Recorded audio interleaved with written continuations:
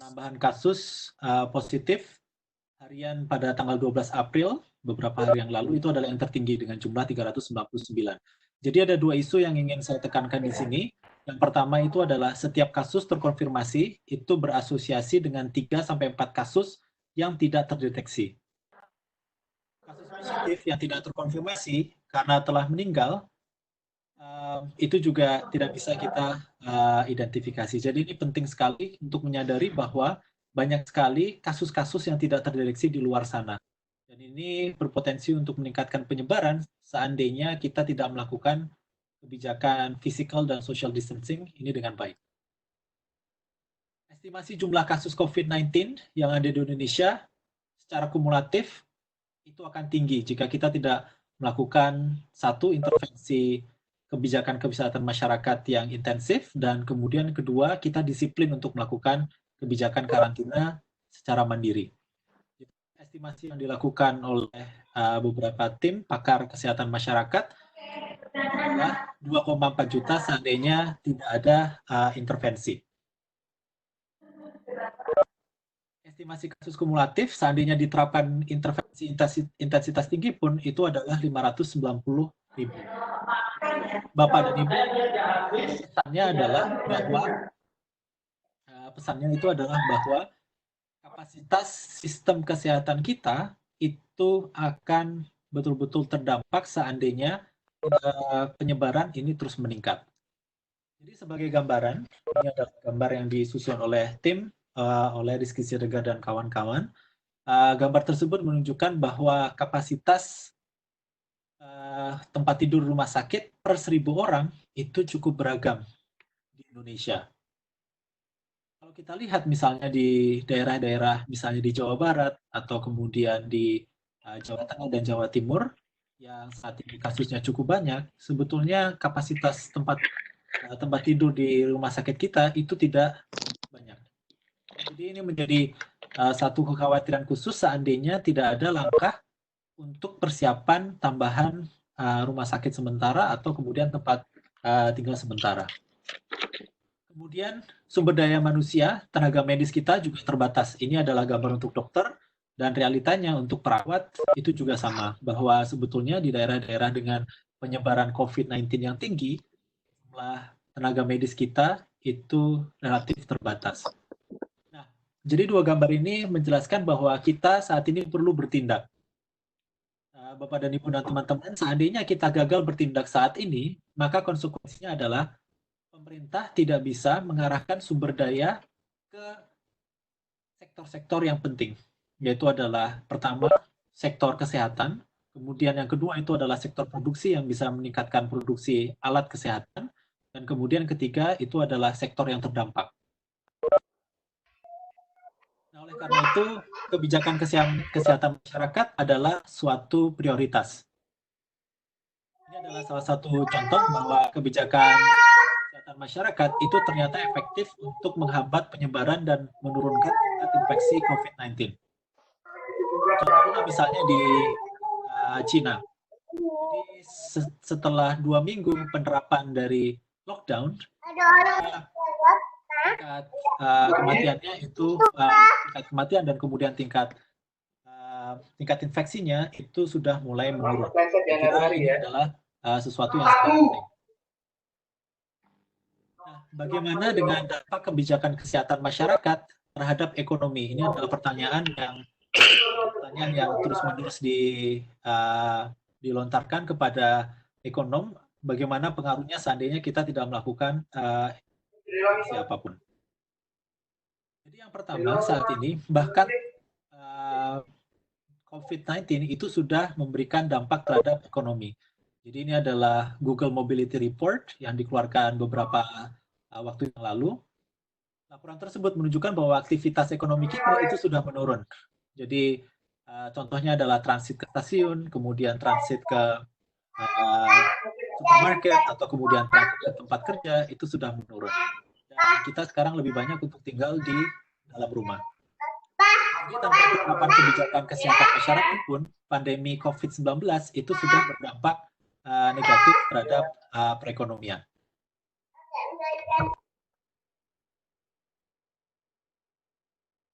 Pandemi itu juga berdampak pada penurunan ekonomi pada pandemi flu Spanyol tahun 1918.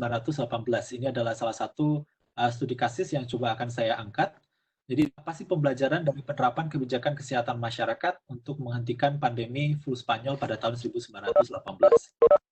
Jadi ini adalah estimasi yang dikeluarkan oleh Barrow, Ursula, dan Weng baru saja. Dan paper tersebut itu menunjukkan bahwa flu Spanyol itu berdampak negatif terhadap pertumbuhan ekonomi dan konsumsi yang ada di dalam suatu negara. Jadi estimasinya itu adalah penurunan pertumbuhan ekonomi sebesar 2%. Dengan catatan pada saat itu tingkat kematian yang ada akibat flu Spanyol itu adalah sekitar 2%. Spanyol juga menurunkan imbal balik surat utang dan meningkatkan inflasi. Jadi peningkatan inflasinya pada saat itu cukup tinggi. Nah, saya kira ini adalah lesson learned yang cukup baik bahwa memang ekonominya akan terdampak dengan adanya pandemi seperti ini. Nah, bagaimana dengan dampak dari penerapan kebijakan kesehatan masyarakat terhadap perekonomian? Di sini adalah grafik yang dikeluarkan oleh studi Sergio Correja, Luck, dan Werner pada tahun 2020. Grafik ini menunjukkan hubungan antara NPI. NPI adalah Non-First Pharmaceutical Intervention atau kebijakan kesehatan masyarakat seperti lockdown. Dan grafik tersebut menunjukkan bahwa kematian itu berkorelasi negatif dengan pertumbuhan sektor manufaktur, penyerapan tenaga kerja manufaktur, aset bank, dan kemudian konsumsi. Namun, kota yang menerapkan intervensi lebih lama, yaitu adalah kota-kota yang berwarna biru, dan menerapkan intervensi lebih intensif, memiliki pertumbuhan ekonomi yang lebih tinggi usai pandemi. Jadi sekali lagi, kota yang menerapkan intervensi lebih lama itu memiliki pertumbuhan ekonomi yang lebih tinggi usai pandemi. Salah satu penjelasan dari hasil ini itu adalah pada saat pandemi, tingkat kematian itu biasa tinggi. Human capital destruction-nya itu cukup tinggi. Belum lagi kapasitas sistem kesehatan kita yang stretch seandainya terjadi pandemi. Oleh karena itu, nanti jika sudah masuk masa normal, kita akan kehilangan sumber daya kritikal dan esensial seperti rumah sakit, kemudian dokter, dan perawat. Nah, ini adalah beberapa penjelasan mengapa perekonomian itu akan lebih cepat tumbuh seandainya tingkat kematian atau kemudian tingkat penyebaran dari pandemi itu bisa kita contain atau kita minimisasi.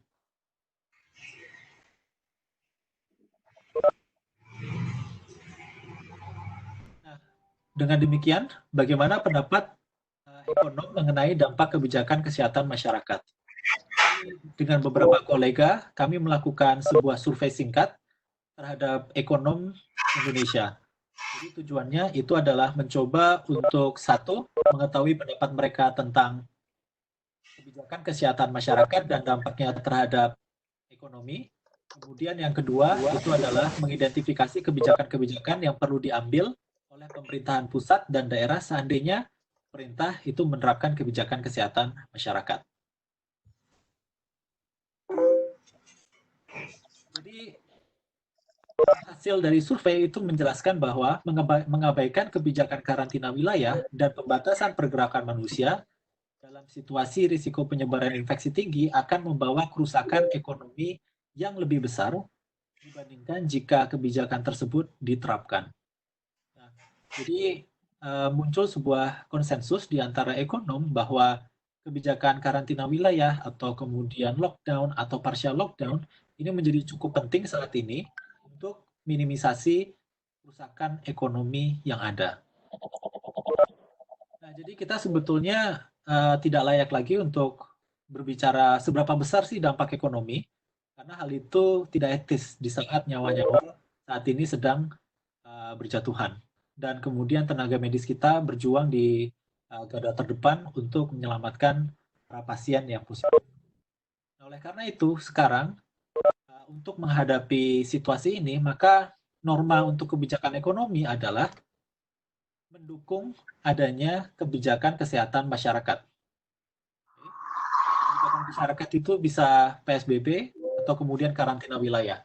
Dan kami dari ekonom itu tentunya menyerahkan kepada teman-teman atau pakar di bidang kesehatan masyarakat, apa kebijakan kesehatan masyarakat yang paling efektif untuk menurunkan penyebaran dari COVID-19 ini. Nah, jadi kami di ekonomi mencoba untuk mengidentifikasi apa saja kebijakan ekonomi yang perlu menjadi prioritas sehingga pemerintah maupun masyarakat, baik itu adalah individu ataupun kemudian filantropi, bisa kemudian mencoba untuk merealokasi sumber daya ke sektor-sektor yang prioritas tersebut. Jadi yang pertama itu adalah pendanaan untuk sistem kesehatan. Jadi ini adalah sesuatu yang perlu kita prioritaskan. Mengapa? Karena satu, mereka adalah garda terdepan kita untuk menghadapi pandemi COVID-19. Kemudian yang kedua, saat ini kapasitas sistem kesehatan belum siap seandainya ada lonjakan kasus yang ada di masyarakat. Oleh karena itu, satu, perlu peningkatan intensitas uji massal. Nanti kita akan ada diskusi secara khusus terkait dengan ini. Kemudian peningkatan produksi ventilator, alat pelindung diri, dan kemudian pemberian insentif untuk tenaga medis. Kemudian yang berikutnya itu adalah ketersediaan logistik bahan pangan dan alat kesehatan. Ini adalah salah satu lessons learned yang saat ini sudah mulai berdampak pada Amerika Serikat. Sektor pangan di Amerika Serikat itu sangat bergantung pada tenaga kerja dan keterampilan yang rendah atau low skills worker, yang sebagian besar mereka itu adalah migrasi. Permasalahannya adalah dengan situasi COVID-19 ini, mereka tidak lagi bisa bekerja di lapangan untuk memastikan bahwa produksi bahan pangan itu terjaga. Nah, dalam beberapa waktu ke depan, kita akan mulai melihat situasi di mana supply dari bahan pangan itu mulai menurun. Itu untuk konteks Amerika Serikat. Dan tentunya dengan permintaan yang tetap atau pengurangan yang tidak terlalu jauh, maka hal ini berpotensi untuk menimbulkan inflasi. Nah, oleh karena itu, kita perlu bersama-sama coba untuk memikirkan bagaimana satu caranya untuk memastikan bahwa produksi bahan pangan itu tetap terjaga. Kemudian yang kedua, bagaimana logistik produksi bahan pangan tersebut itu bisa terjadi dengan baik. Jadi ini betul-betul isu tentang supply chain. Dan kemudian yang berikutnya tentunya adalah ketersediaan logistik alat kesehatan.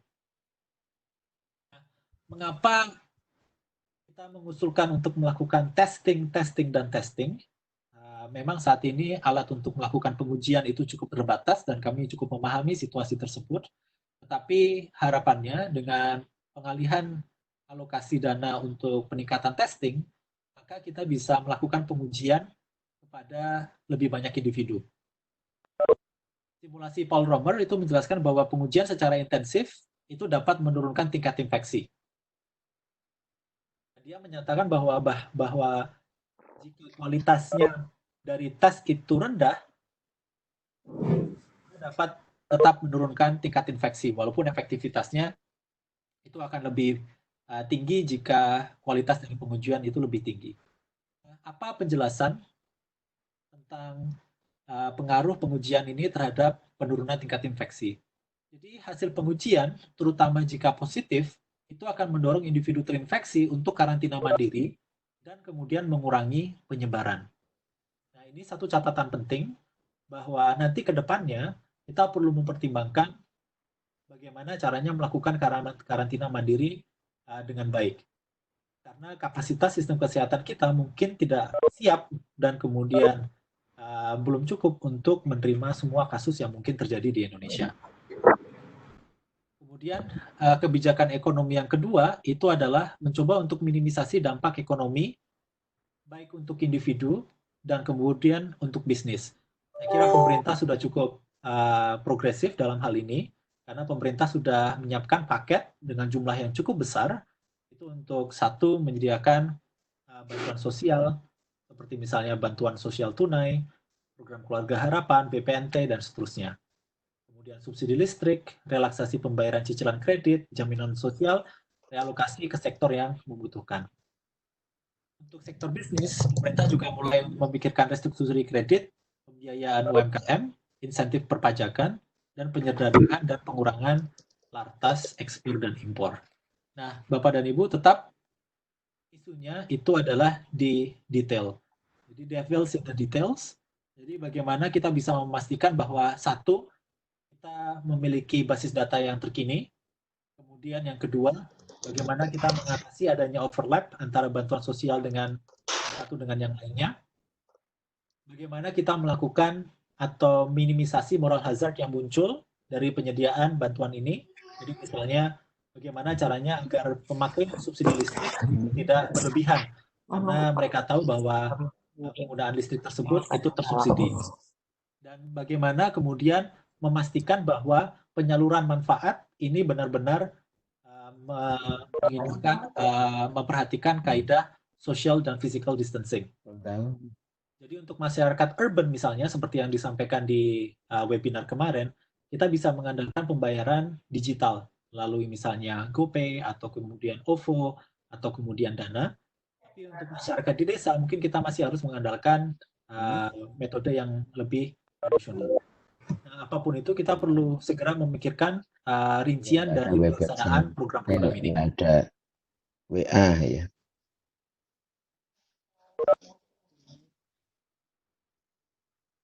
Kemudian yang berikutnya itu adalah menyusun data yang andal dan kredibel. Salah satu isu dari pengambilan kebijakan yang tidak optimal itu adalah karena tidak didukung dengan data yang andal dan reliable. Ini akan juga menyulitkan kita untuk melakukan penyediaan logistik. Saya akan mencoba untuk memberikan anekdot yang sederhana. Jadi beberapa waktu lalu, hari Minggu lalu, Sambatan Jogja atau yang lebih dikenal dengan Sonjo itu melakukan diskusi terkait dengan pengadaan barang dan jasa. Nah, salah satu komponen penting dari pengadaan barang dan jasa itu adalah mengidentifikasi kebutuhan atau needs assessment. Nah, salah satu permasalahan adalah bahwa pemerintah daerah atau mereka yang mengadakan pengadaan itu harus bisa mengidentifikasi kebutuhan dari berbagai OPD maupun unit yang ada di daerahnya. Dan ini bukan sesuatu yang mudah. Untuk satu, membuat basis data. Basis data tersebut itu diupdate harian untuk kebutuhan dari masing-masing item, barang, dan kemudian untuk memastikan bahwa inventory itu juga terupdate. Karena dengan adanya pendataan inventory dan kemudian pendataan supply, maka kita bisa mengidentifikasi berapa banyak item yang dibutuhkan, dan itu akan berguna bagi mereka yang melakukan pengadaan. Nah, tapi hal yang menurut kita mungkin sederhana itu menjadi sesuatu yang kompleks di lapangan. Nah, ini adalah sesuatu yang bisa kita mulai perjuangkan bagaimana agar kita mulai betul-betul memperhatikan basis data untuk satu mengambil kebijakan yang optimal dan juga untuk penyediaan logistik. Selain itu juga basis data juga penting untuk memastikan informasi itu diikuti oleh perubahan perilaku. Jadi kita bisa menunjukkan efektivitas dari karantina mandiri misalnya. Bagaimana karantina mandiri itu bisa mengurangi penyebaran. Bagaimana dengan penggunaan masker itu bisa efektif untuk mengurangi penyebaran antar individu. Seperti ini, itu penting untuk kita sampaikan kepada masyarakat dengan strategi yang memperhatikan audiens. Kemudian yang berikutnya itu adalah menjaga asa masyarakat dengan informasi yang kredibel. Jadi salah satu isu yang kita hadapi saat ini itu adalah ketidakpastian. Jadi kita menghadapi certain prospect. Kita tidak tahu seberapa lama penyebaran COVID-19 ini akan berlanjut dan kemudian sampai kapan. Hal ini bisa satu menyebabkan complacency di tingkat masyarakat sehingga kedisiplinan mereka turun. Kemudian yang kedua, ini akan menyulitkan masyarakat untuk mengambil keputusan ekonomi yang optimal. Dan kita tidak hanya berbicara sektor rumah tangga, tetapi kita juga berbicara sektor bisnis. Mereka akan kesulitan untuk kapan kita harus mulai untuk meningkatkan inventory, kapan kita harus meningkatkan produksi, kapan kita harus membeli bahan baku, dan seterusnya. Nah, oleh karena itu, informasi yang kredibel disertai dengan kebijakan yang kredibel untuk menurunkan penyebaran itu cukup penting untuk menjaga asa masyarakat. Jika tidak, maka yang muncul itu adalah ketidakpastian.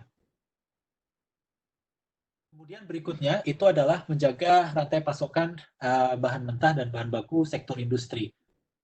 Dalam beberapa waktu awal adanya COVID-19 dan kemudian pembatasan sosial berskala besar, maka penurunan yang terjadi itu adalah sebagian besar karena penurunan di permintaan agregat. Tapi jika ini berlanjut, maka nanti akan diikuti dengan penurunan penawaran agregat atau agregat supply. Nah, ini akan menjadi momok dari bagi perekonomian seandainya agregat supply dan kemudian nanti rantai pasokan bahan mentah dan bahan baku sektor industri itu terpengaruh. Oleh karena itu perlu kerjasama dengan asosiasi usaha seperti Apindo dan Kadin untuk mengidentifikasi kebutuhan bahan baku yang terdampak dan kemudian shifting produksi ke alat kesehatan yang esensial, paling tidak untuk perusahaan-perusahaan atau industri yang memang bisa melakukan shifting. Dan ke depan mungkin kita perlu juga untuk memulai norma baru sehingga kita bisa meningkatkan digital supply network yang ada di perekonomian kita. Jadi kita mulai untuk menciptakan norma baru bahwa ke depan penting sekali untuk memiliki digital supply network ini. Karena ini akan memudahkan kita untuk mengidentifikasi berapa banyak kebutuhan yang ada di pasar dan berapa banyak produksi yang bisa dilakukan sehingga gap analysis itu bisa dilakukan dalam waktu yang lebih singkat. Kemudian yang terakhir, ini yang juga sudah mulai dilakukan oleh lembaga-lembaga dan otoritas terkait, itu adalah untuk menjaga likuiditas sektor keuangan dan minimisasi risiko gagal bayar.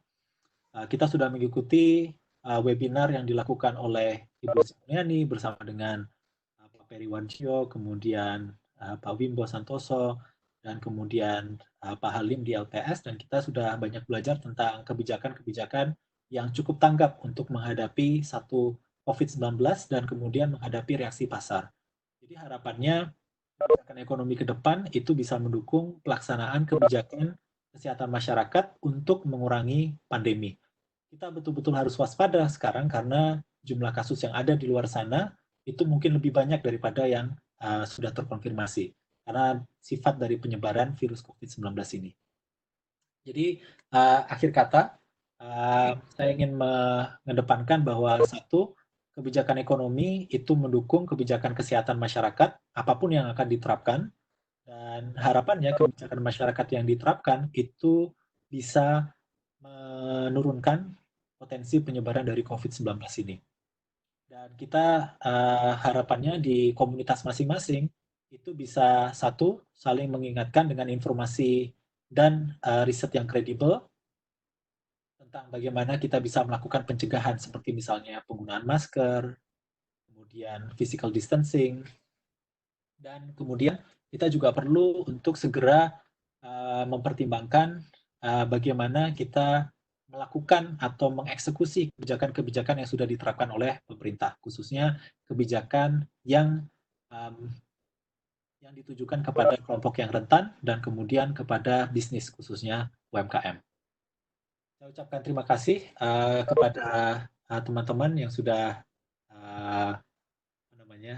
mendengarkan presentasinya, dan sebelum kita ke sesi tanya dan jawab, saya akan memberikan kesempatan kepada Pak Rimawan Pradiptyo untuk memberikan presentasi beliau.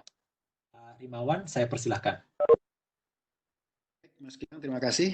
Assalamualaikum warahmatullahi wabarakatuh. Salam sejahtera bagi kita semua. Terima kasih Bapak Ibu sekalian sudah berkenan untuk bergabung di diskusi sinarku ini. Ini saya coba akan presentasikan yang ada beberapa hal yang nantinya mungkin akan beririsan dengan apa yang sudah dipresentasikan oleh Mas Gilang tadi. Ini sudah bisa lihat paparan saya ya? Masih belum, Pak Rim.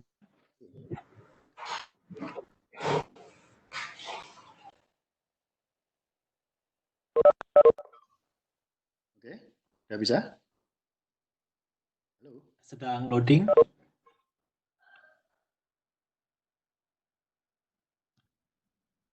Ini? Bisa, Pak. Ya, oke, siap. Jadi Ini yang terjadi. Jadi saya hanya ingin menunjukkan bahwa ada dua aspek ya, ada dua hal yang perlu dilakukan yang mungkin muncul dengan adanya COVID ini. Resistensi tentu ada, tetapi ini akan berhadapan dengan adaptasi. Apakah kita akan terus resisten atau resisten terhadap perubahan yang ada, ataukah kita akan justru melakukan embrace, kita melakukan mencoba mengikuti beradaptasi dengan situasi yang baru. Saya ingin tunjukkan apa yang terjadi sebenarnya sebelum adanya COVID ini. Sudah banyak situasi yang terjadi sebenarnya sudah masuk ke orang seringkali mengatakan VUCA, itu vulnerability, uncertainty, complexity, dan ambiguity. Jadi kalau kita lihat ilmu pengetahuannya berkembang sangat cepat, perekonomian dunia semakin terintegrasi, interval antar ekonomi semakin pendek, peraturan di dunia itu semakin ketat sebenarnya. Dan juga aspek kesadaran, keselamatan, lingkungan hidup, dan sebagainya itu semakin meningkat. Jadi kalau kita lihat kondisinya seperti ini, bagaimana penggunaan gadget dan lain sebagainya, apa yang revolusi yang kita lakukan itu, revolusi teknologi itu sangat cepat. Juga dunia semakin terintegrasi, ada regionalisasi, tetapi juga dari sisi penanggulangan kesehatan itu juga semakin bekerja sama, negara itu saling bekerja sama, peningkatan kesadaran ini semakin meningkat. Krisis ekonomi dan konflik itu terjadi, tetapi sebagian besar yang terjadi di sini, terutama untuk masalah inovasi dan lain sebagainya, katakanlah perkembangan ilmu pengetahuan dan teknologi, itu sayangnya tidak terjadi di Indonesia. Karena nggak ada insentif untuk melakukan itu sebenarnya. Ada di Indonesia ya, saya tidak melihat ada insentif itu. Jadi jangan heran kalau kemudian biaya riset dan development kita yang kita spend itu masih kurang dari 1% dari GDP misalkan, terlalu rendah dibandingkan negara-negara tetangga. Tapi mari kita lihat apa yang terjadi setelah adanya pandemi. Dengan adanya pandemi, itu kemudian terjadi secara yang awalnya terjadi secara evolusi, itu serentak menjadi sangat ekstrim sekali. COVID itu menyebabkan VUCA, tetapi VUCA-nya itu dalam kondisi yang sangat ekstrim sehingga kita dipaksa untuk mengikuti apa yang disebut dengan learning curve yang sangat steep, yang sangat tinggi sekali. Nah, mengapa itu terjadi? Karena proses bisnis itu semuanya berubah. Proses bisnis dan apa yang terjadi dalam kehidupan kita sehari-hari, segala aspek itu berubah hanya gara-gara COVID. Pertanyaan berikutnya adalah post-COVID apa yang terjadi? Apakah bagaimana dengan recovery-nya? Bagaimana dengan adaptasi kepada norma baru? Sebenarnya saya ingin menunjukkan analogi apa yang terjadi sekarang itu dengan selama sejarah manusia di dunia itu ada. Ya, sebenarnya sudah banyak terjadi. Jadi saya ingin menunjukkan lagi bahwa apa yang terjadi sekarang itu mungkin bentuknya agak berbeda, tetapi polanya hampir sama, yaitu adalah apa yang terjadi di situasi dunia pada saat itu ketika terjadi invasi Mongol di tahun 1200-an. Itu mengubah landscape dunia sebenarnya, kalau kita mau jujur. Dan yang waktu itu yang membuat kompleks sebenarnya adalah Mongol ini mereka mereka cenderungnya mereka illiterate ya, dan mereka kemudian menghancurkan civilization pada saat itu. Luas wilayah itu 4 kali lipat daripada Roman Empire. Lalu juga terjadi apa kondisinya ketika Eropa itu pasca Black Death misalkan, atau juga kondisi Irlandia dan Amerika pasca busung lapar yang terjadi di Irlandia di awal tahun 900-an. Itu yang membuat kenapa banyak orang Irlandia pindah ke Amerika. Itu mengubah landscape. Mari kita lihat juga bagaimana perubahan ketika Perancis itu kalah di Perang Waterloo 1915. Itu yang kemudian menjadikan Inggris itu menjadi negara adidaya. Tapi negara adidaya Inggris itu enggak di Perang Dunia Kedua itu hancur dan kemudian digantikan oleh Amerika dengan Bretton Woods dan lain sebagainya. Kenapa itu terjadi ya? Karena landscape-nya berubah. Inggris punya utang banyak terhadap Amerika. Amerika hanya mau mengirimkan tentaranya untuk membantu Inggris ketika itu. Jika dan hanya jika Amerika mendapatkan hak untuk menjadi pemimpin dunia.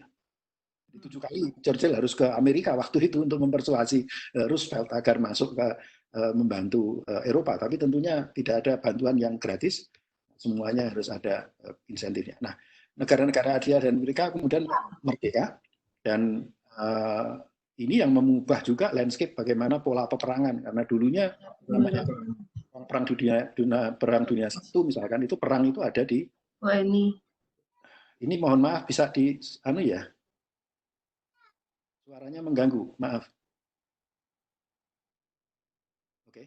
Nah, dulu namanya perang itu hanya di lokasi-lokasi perang tertentu. Kalau setelah Perang Dunia Kedua, itu Hitler itu membuat perang itu bisa berada dimanapun, termasuk civilian itu juga terkena perang. Nah, kasusnya akan sama dengan seperti ini. Kalau kita melihat apa yang terjadi sekarang, kita punya GoPay macam-macam itu sebenarnya adalah bermula dari penemuan oleh Alan Turing. Dan Alan Turing itu menemukan komputer itu gara-gara apa? Gara-gara adalah adanya ini apa namanya Enigma ini yang pada saat itu menjadikan sulit bagi Inggris karena banyak terjadi penyerangan di Atlantik kaitannya dengan suplai bahan makanan dari Amerika ke Inggris. Ini memunculkan seperti ini. Jadi sekarang ini yang terjadi adalah disrupsi global. Nah, setiap disrupsi global biasanya akan bermuara akhirnya pada apa?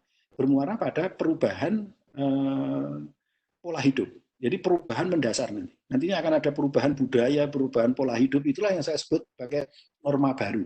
Karena kita akan masuk ke dalam norma baru sekarang. Karena semua ini terjadi di seluruh dunia terjadi hal yang sama.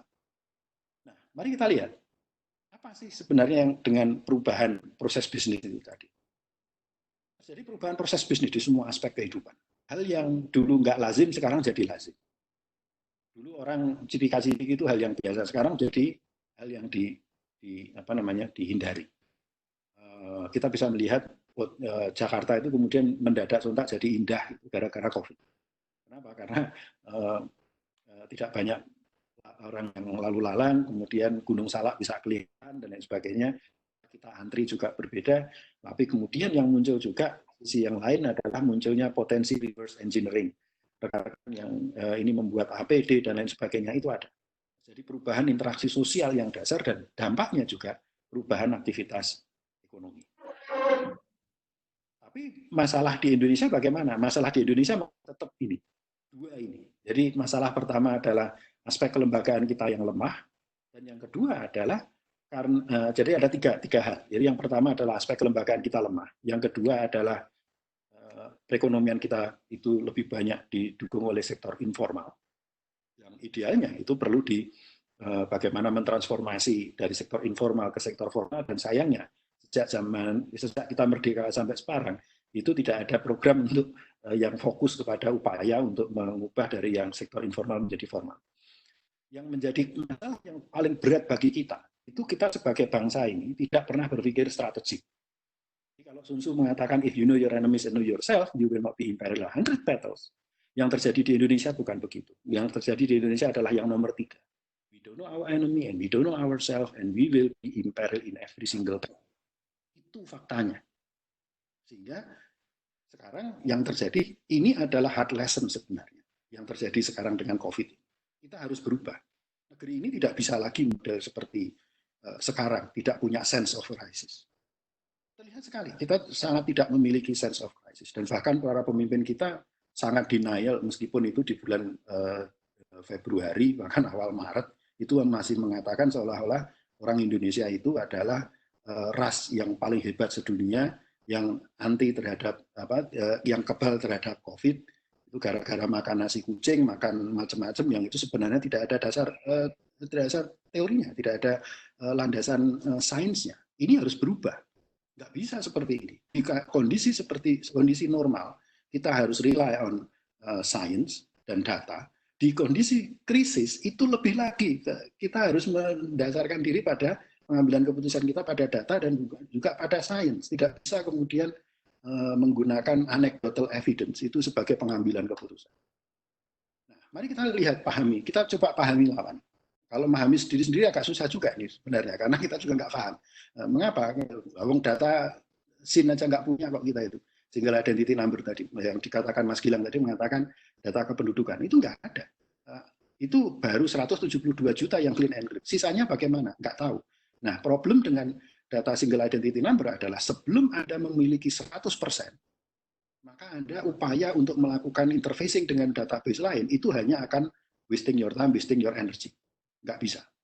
Nah, ini kalau kita lihat di negara-negara maju, ini kontra sekali di negara maju, di Norwegia misalkan, atau juga di Prancis, itu mereka sudah punya sejak tahun 1500. Manual.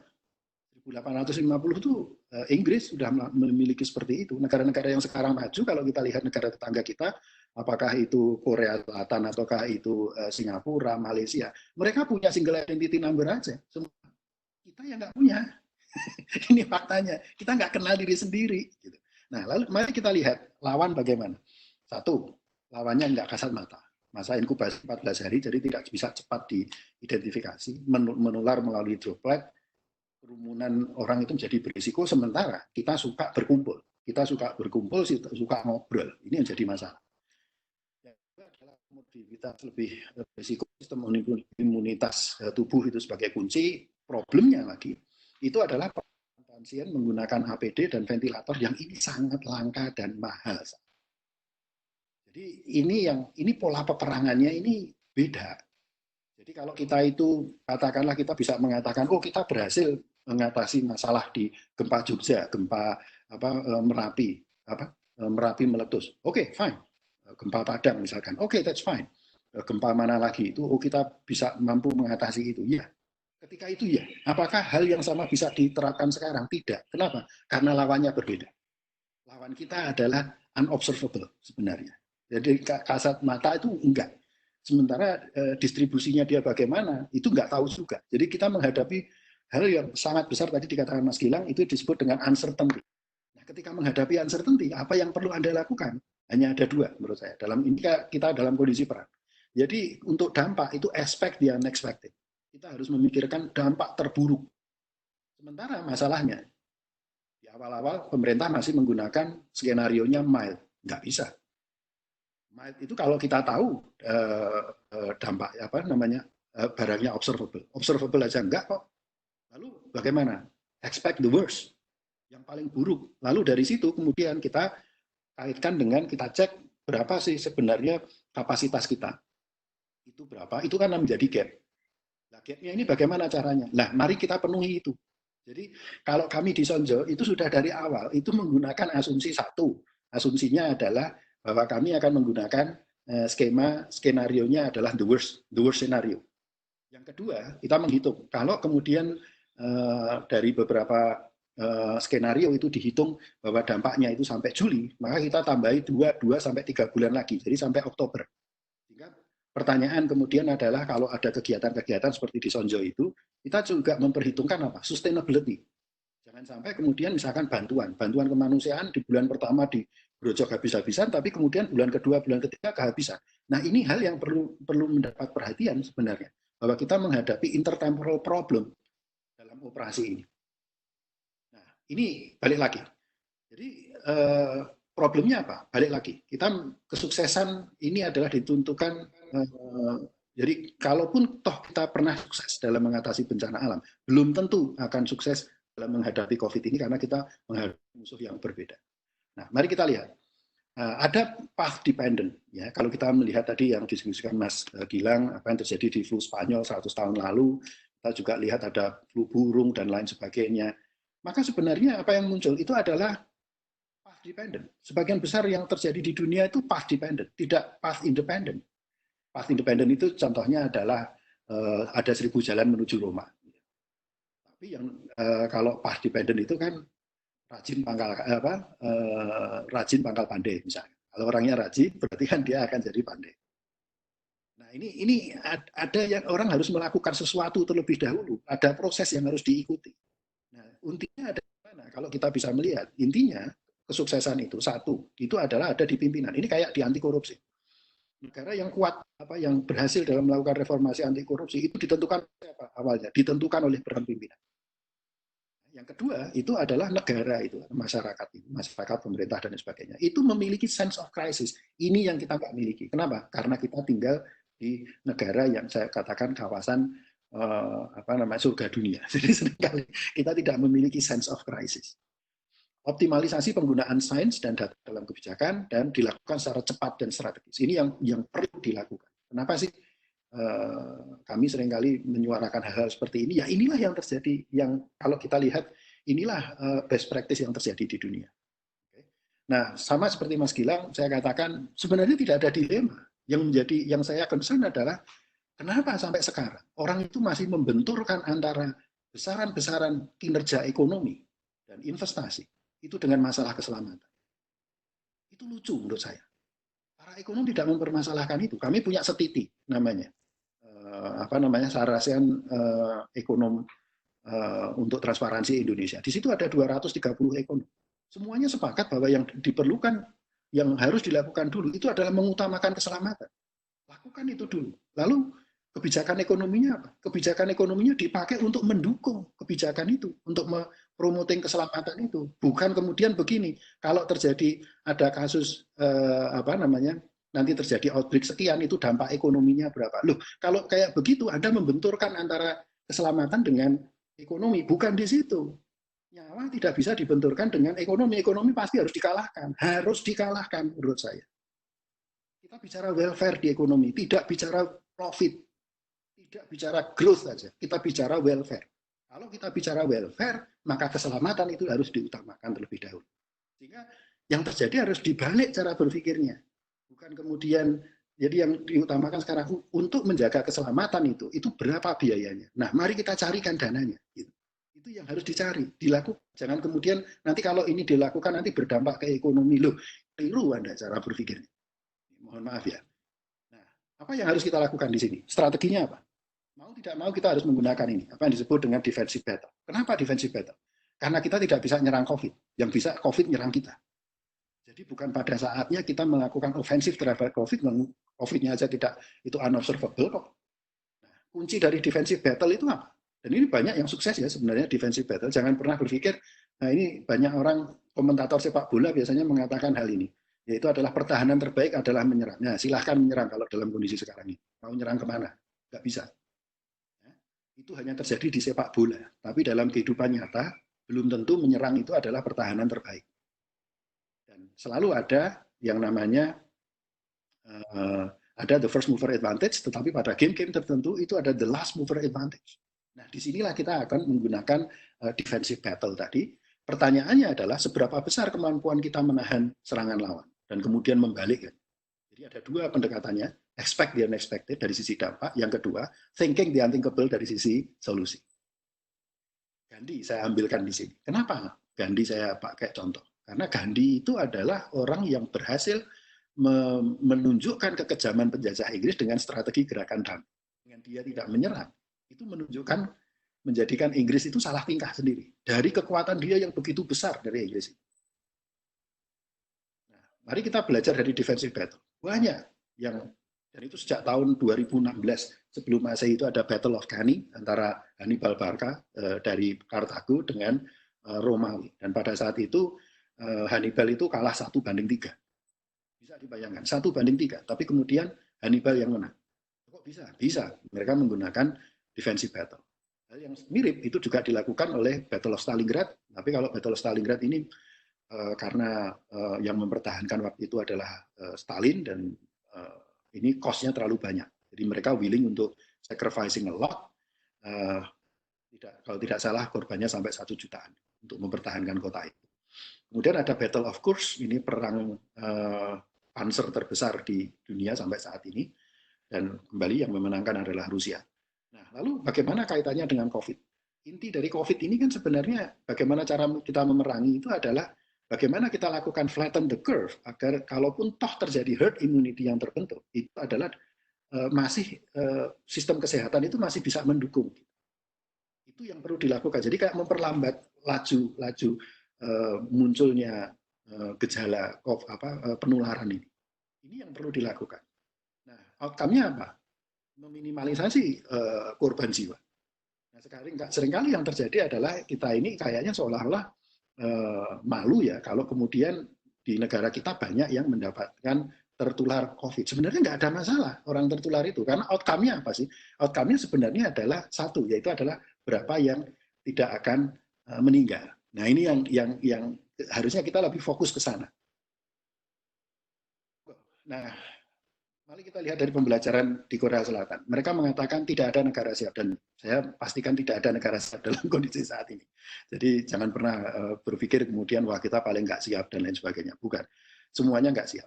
Tetapi ada sense of crisis, ada transparansi, dan kerja keras melibatkan semua pihak. Pertanyaannya sekarang, bisa nggak Masalah COVID ini hanya ditanggulangi atau kita memberikan menunggu pemerintah. Nggak bisa. Hampir sama dengan kondisi perang. Ketika kita dalam perang dunia kedua, perang dunia ke-1, atau dalam kondisi saat ini pun, mampukah kita akan menanggulangi COVID ini, pemerintah menanggulangi sendiri? Nggak bisa. Jadi yang harus bisa dilakukan siapa? Semua harus terlibat. Siapa itu? Pemerintah, Pemda, DPR, DPRD, Parpol, TNI, dan lain sebagainya. Itu semua harus terlibat. Nah, problemnya sekarang adalah gotong royong yang kita miliki itu tidak, kan masih fisik, polanya fisik, itu harus diubah menjadi gotong royong virtual. Nah ini yang nggak mudah. Kenapa? Karena kalau kita lihat indeks orang Indonesia dalam membantu orang lain itu tinggi, tetapi titik lemahnya ada di mana? Ketika yang bersangkutan itu harus dealing atau memberikan bantuan kepada orang yang tidak dikenal. Itu masalah. Jadi beberapa riset yang kami lakukan itu muncul seperti itu. Jadi ada beberapa eksperimen yang coba kami lakukan, dan itu terbukti bahwa sampel kita itu kecenderungannya untuk memberikan bantuan atau kontribusi kepada public goods misalkan, itu rendah ketika yang dibantu itu dia tidak tahu siapa yang dibantu. Nah, ini adalah genre yang sama sekali baru yang kita harus memaksa orang itu untuk tidak lagi harus mengenal in person ketika membantu orang. Tetapi kita harus bisa memunculkan, kita nggak tahu istilah ini. Saya nggak mau tahu ini yang akan terima siapa, tapi yang penting saya akan membantu. Nah ini yang perlu kemudian diubah. Dan komunikasi via virtual, gotong royong virtual itu barang baru menurut saya di Indonesia. Orang belum terbiasa dengan itu. Nah, mari kita lihat kompleksitasnya. Itu sebabnya kami memikirkan tentang Sonjo. Kenapa? Karena kalau kita lepaskan, kita hanya menunggu pemerintah saja. Trust me, believe me, nggak akan bisa. Pemerintah itu terbatas. Jadi dengan kondisi seperti ini seluruh elemen masyarakat harus bekerja.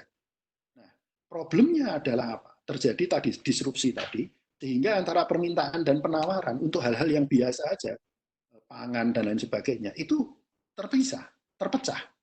Nggak bisa jalan, gara-gara working from home. Simple dari hanya gara-gara working from home aja. Itu demand dan supply itu pecah. Nah ini balik lagi ke teori ekonomi, kelembagaan, itu mengatakan begini, bahwa ketika demand dan supply itu bertemu dengan incomplete information dan bounded rationality, bisa jadi demand dan supply itu tidak berubah, tidak bisa berpotongan. Ketika dia tidak berpotongan, tidak terjadi pasar. Lalu apa yang dilakukan Sonjo? Sonjo itu hanya menciptakan medium untuk menciptakan pasar virtual. Lalu kalau ini pasar virtual, caranya bagaimana? Undang sebanyak mungkin elemen masyarakat. Semuanya berkumpul dari berbagai macam jenis profesi. Dari situlah kemudian kita stock taking. Dari stock taking kemudian muncul strategi, ada orang mengatakan, oke, kalau ada masalah seperti ini, saya kebetulan bisa bantu yang ini. Yang lain mengatakan saya bisa bantu yang itu. Yang lain mengatakan saya bisa bantu yang ini. Nah, ini yang menarik kemudian. Jadi sekarang anggota Sonjo mungkin di grup Sonjo HQ itu ada 250-an. Dan di situ dari berbagai latar belakang.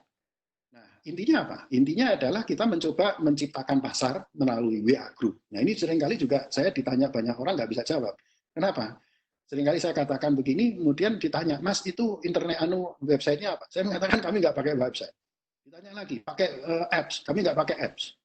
Terus pakainya apa? Pakainya web. Kenapa pakai web? Saya tanya balik, lah kalau bisa web aja bisa jalan, kenapa harus pakai yang lain? Jadi lebih simpel kan? Kita mulai dari yang sesimpel mungkin. Ini, jadi intinya adalah kita berusaha untuk minimalisasi tumpang tindih penyaluran bantuan dan memecahkan masalah-masalah yang ada di lapangan itu secara cepat. Fokus kami pada masyarakat rentan dan berisiko, dan prinsip Sonjo adalah empati, solidaritas, gotong royong. Nah ini, bagaimana menggerakkan sambatan? Intinya kan Sonjo itu sambatan Jogja, artinya sambatan itu adalah pola gotong royong di masa lalu. Nah, saya menggunakan pembelajaran dari game teori. Jadi di setiap kita bicara gotong royong itu adalah coordination game. Di dalam coordination game itu selalu ada apa yang disebut dengan the first mover advantage. Siapa jalan dahulu dia pasti akan diuntungkan. Jadi ya kita sok kenal sok dekat aja untuk kemudian mengontak banyak orang gitu. Kemudian memasukkannya di dalam satu WA group. Jadi menunggu bukan opsi. Kalau kita nunggu ya nggak bisa terjadi koordinasi. Lalu bagaimana caranya menumbuhkan empati dan solidaritas. Dan semakin banyak elemen masyarakat yang bagus, yang ikut, itu akan semakin bagus. Nah ini kira-kira contoh dari coordination game. Mohon maaf, mohon di mute ya. Makasih. Jadi kalau dalam game ini kan simple. Ini adalah mana yang solusi utama, yaitu adalah AA atau BB. Jangan sampai AB atau B. Anda akan itu yang disebut miscoordination. Oke. Nah, sekarang di sini ada tadi the first mover advantage. Nah, Sonjo itu sampai mana kemudian? Balik lagi. Sebenarnya kita mulai dari sesuatu yang simple. Mulai dari Sonjo HQ itu kemudian berkembang menjadi 6. Ada Sonjo Pangan, ada Sonjo Inovasi. Ini Sonjo Legowo. Ini kita pisah-pisahkan. Jadi orang masuk ke Sonjo HQ, lalu kemudian ini yang concern tentang pangan. Kita buatkan lagi Sonjo Pangan. Ini berdasarkan perkembangan diskusi ketika itu. Kemudian memasukkan di situ di pangan demand dan supply dari pangan. Jadi kalau kita lihat di Sonjo di websitenya itu akan muncul. Anda bisa cek mau beli apapun sampai ke pedagang-pedagang pedagang-pedagang pasar itu juga ada. Lalu Sonjo Inovasi, teman-teman yang melakukan inovasi kita ajak untuk membuat WA Group inovasi sendiri. Sonjo Legowo itu adalah untuk rekan-rekan yang charity, ada database, kemudian ada media. Nah, media ini teman-teman tempat berkumpulnya teman-teman pers ada di sana.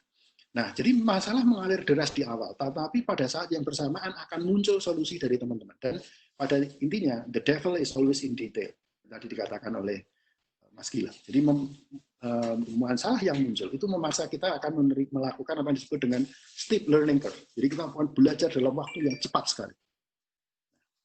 Ini yang terjadi. Jadi di dalam inovasi apa? Ketika kita kumpulkan, ternyata dahsyat sekali. Banyak hal yang kita, ya saya ekonom, saya nggak tahu apa-apa.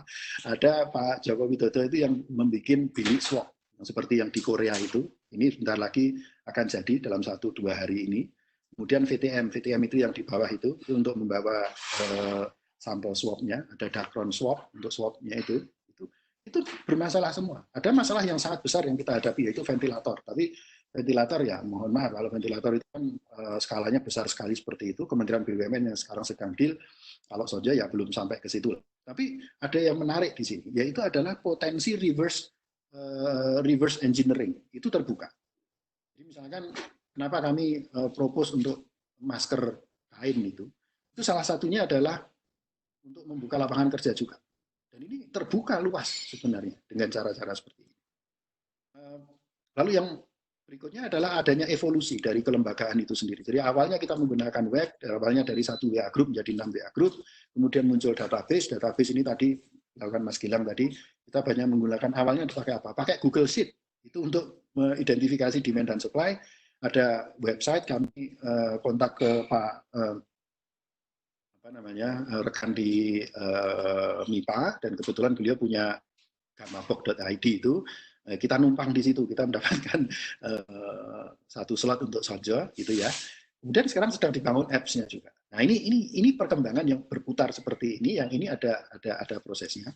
Lalu kita berkoordinasi dengan yang lain, ada Search DIY, Indonesia Bergerak, Persatuan Relawan, dan lain sebagainya, ada BUMN di kawasan wilayah di DIY. Kemudian kami juga membuka kesempatan untuk web Sonjo, itu sebagai pembelajaran Sonjo, sebagai observer, orang bisa ikut Sonjo 24 jam, 2 kali 24 jam, setelah itu persilahkan untuk diganti yang lain, untuk kemudian yang bersangkutan bisa membuat sendiri Sonjo-Sonjo yang lain, ide yang lain. Kemudian adalah Sonjo Angkringan, baru saja minggu lalu kita lakukan, yaitu diskusi daring seperti sekarang ini. Strateginya hanya terakhir, ya 3 ini sebenarnya intinya di dalam norma baru itu apa? Yaitu adalah expect the unexpected, mempertimbangkan dampak terburuk, tetapi juga kemudian thinking the unthinkable, memikirkan solusi yang tidak terpikirkan, dan yang paling utama itu adalah bagaimana memobilisasi sumber daya untuk mengatasi dampak COVID-19 di daerah atau di lingkungan. Itu sebabnya kami membentuk Sonjo ini, kita tidak berpikir di level nasional, kita berpikirnya di level daerah, di level lingkungan, di level wilayah, monggo saja. Tapi kalau ini yang diperlukan sekarang adalah bagaimana partisipasi dari masyarakat. Karena tanpa partisipasi masyarakat, ya pemerintah tidak akan bisa menghandle semuanya sendiri. Mungkin itu dari saya, Mas Gilang, terima kasih.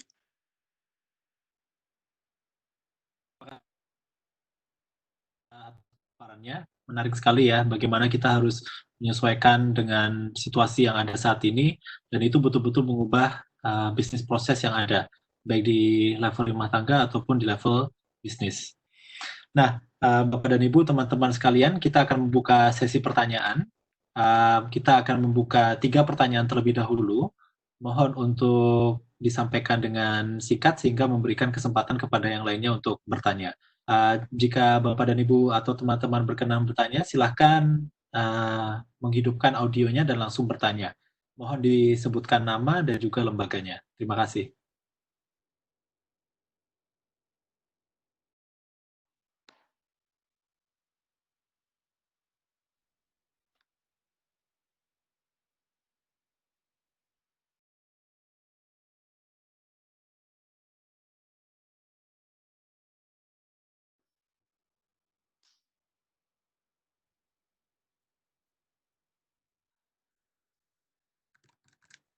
Monggo Bapak Ibu.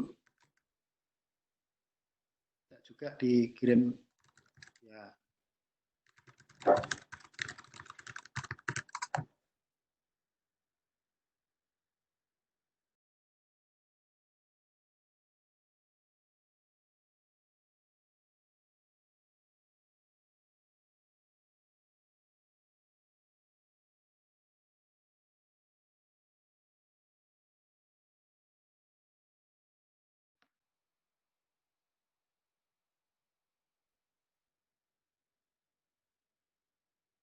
Assalamualaikum. Waalaikumsalam. Sebenarnya saya pengen ngomong yang belakang, tapi kok belum ada respon. Baik, saya akan memulai. Saya Bu Afin dari psikologi. Terima kasih Bu Afin, silakan. Jadi dari 2 paparan tadi, sebenarnya hampir sama yang saya pikirkan, bahwa problemnya itu di adaptability. Nah, pertanyaannya adalah kita sebenarnya sudah beradaptasi. Nah, adaptasi itu indikatornya pasti indikator sendiri dalam tataran perilaku individu ya, karena sorotan saya di situ. Tapi adaptability dalam konteks ekonomi itu seperti apa? Itu pertanyaan saya. Terus kemudian sebenarnya kata kuncinya sudah menjadi jelas bahwa kalau menurut saya dalam tataran perilaku, adaptability-nya itu pada proses transformasi dari tatap muka dengan menggunakan yang berbau virtual. Jadi sebenarnya arahan dari Presiden itu sudah benar dengan 3 hal itu. Belajar, bekerja, dan beribadah. Itu sudah oke. Implementasinya luar biasa. Coba kalau kita keluar bingung tuh sebenarnya. Keluar rumah itu untuk apa belanja sekali. Ini bagaimana orang-orang yang sudah melakukan itu sebenarnya berkorbannya luar biasa. Karena anak belajar sudah di rumah itu pengorbanannya luar biasa. Kita-kita yang sudah bekerja di rumah itu juga luar biasa. Nah, ini menjadi pertanyaan menarik. Saya kira 2 itu saja saya ingin memulai. Terima kasih. Terima kasih sekali Bu Afin. Silakan Bapak dan Ibu. Pak Catur menyampaikan pertanyaan, saya bacakan. Jadi apa yang perlu diidentifikasi dari jangka pendek, menengah, dan jangka panjang? Seperti waktu gempa itu ada masa darurat dan masa recovery. Terima kasih Pak Catur, kami catat pertanyaannya. Silakan Bapak dan Ibu, ada satu pertanyaan, slot pertanyaan lagi sebelum kita lanjutkan ke ronde yang berikutnya.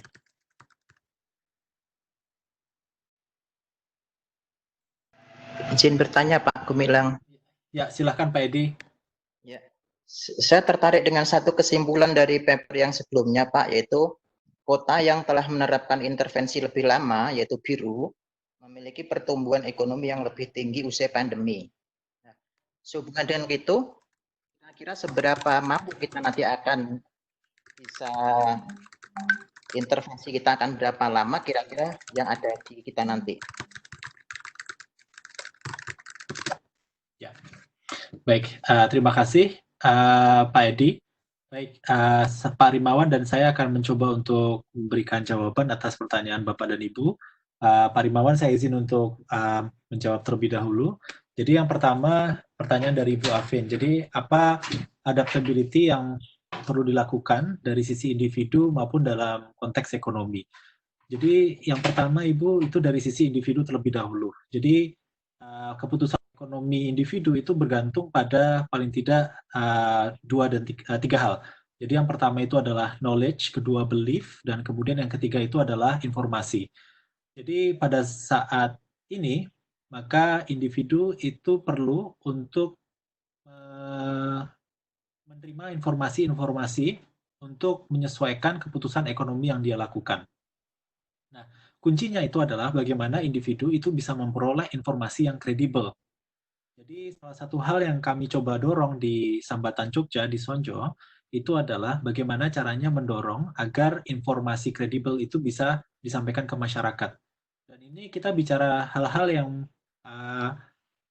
tidak terlalu berat ya informasinya. Jadi sebagai contoh yang paling baru itu tim relawan membantu untuk membuat poster tentang apa yang harus dilakukan individu-individu yang memiliki komorbiditas.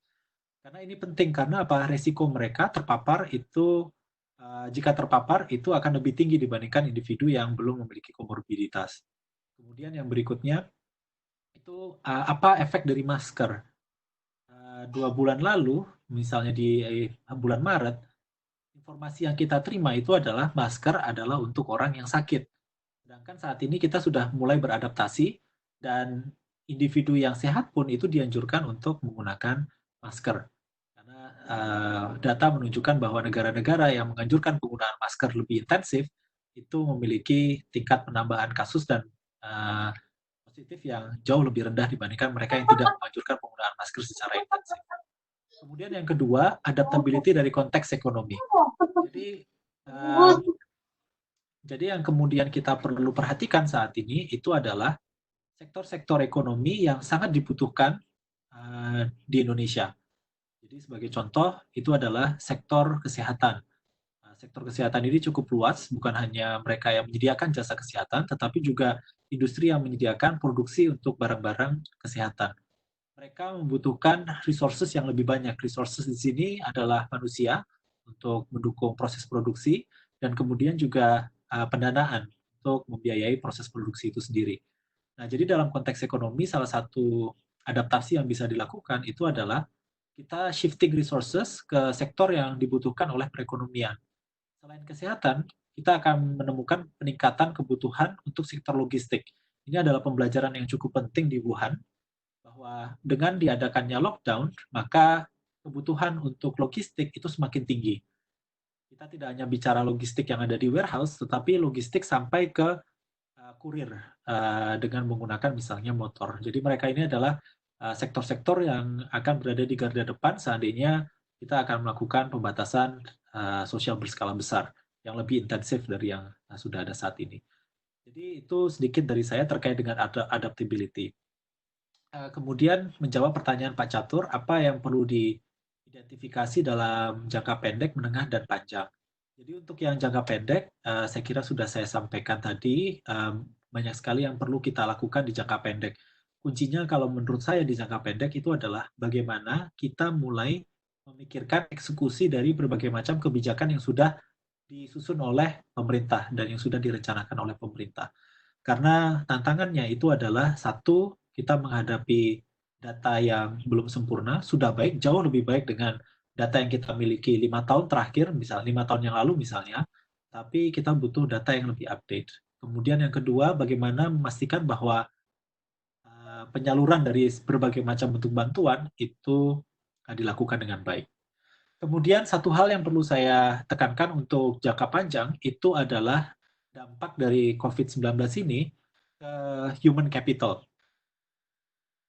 Human capital development. Jadi ada satu studi yang menunjukkan bahwa individu atau cohort yang lahir pada saat pandemi itu memiliki outcome ekonomi yang lebih buruk dibandingkan individu yang tidak lahir pada saat pandemi di tahun 1918. Jadi mereka memperoleh pendidikan yang lebih rendah, kemudian pekerjaan mereka itu juga pekerjaan yang memberikan upah yang lebih rendah, dan seterusnya. Nah, jadi ini perlu, saya kira, penekanan yang cukup penekanan yang cukup penting untuk keluarga yang memiliki momongan baru, kemudian juga individu yang memiliki anak pada saat ini karena ada disrupsi pada human capital accumulation. Dan kita mungkin tidak bisa membuat kebijakan yang sama rata untuk setiap anak. Sebagai contoh misalnya seperti ini. Kita misalnya memiliki anak yang saat ini umurnya 3 atau 4 tahun. Maka untuk anak dan 3 dan 4 tahun, maka pembelajaran dengan bermain itu menjadi sesuatu yang esensial. Tetapi bagaimana dengan anak SD yang berada di kelas 1 sampai dengan 3? Ini adalah masa-masa krusial di mana mereka belajar fondasi-fondasi dari membaca, fondasi untuk matematika.